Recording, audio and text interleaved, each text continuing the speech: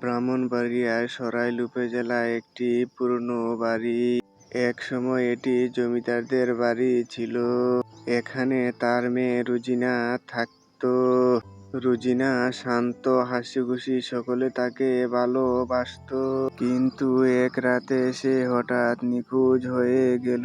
তারপর থেকে বাড়ির একটি ঘর সব সময় বন্ধ থাকে। তারপর থেকে গ্রামবাসী ওই ঘরটাকে বলে লাল ঘর। 2021 সালে কয়েকজন শহরের তরুণ ইউটিউবার এখানে আসে। ওই ছেলেরা ভূতের চ্যালেঞ্জ বানানোর জন্য ঢুকে পড়ে লাল ঘরে। দিনের বেলায় কিছুই ঘটে না, সবাই হাসি ঠাট্টা করে পার করে। রাত গড়াতেই ঘরের ভেতর থেকে কান্নার শব্দ আসে। প্রথমে মনে হয়েছিল বাতাসে দরজা কাঁপছে, কিন্তু কণ্ঠটা স্পষ্ট। একটি মেয়ে বলছে, আমাকে বের হতে দাও। তারপর সবাই ভয়ে জমে যায়, কেউই এগোতে পারে না। তারপর তারা ক্যামেরা নিয়ে লাল ঘরের দিকে এগোতে লাগলো।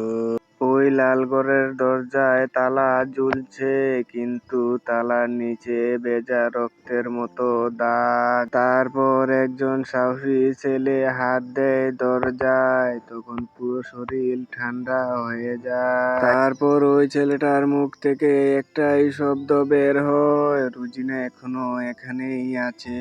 তারপর পরদিন সকালে গ্রামবাসী আসে ঘরের ভিতর সবকিছু ঠিক আছে কিনা দেখতে। শুধু দরজার গায়ে এক মেয়ের লাশ, হাতেও রক্তের ছাপ।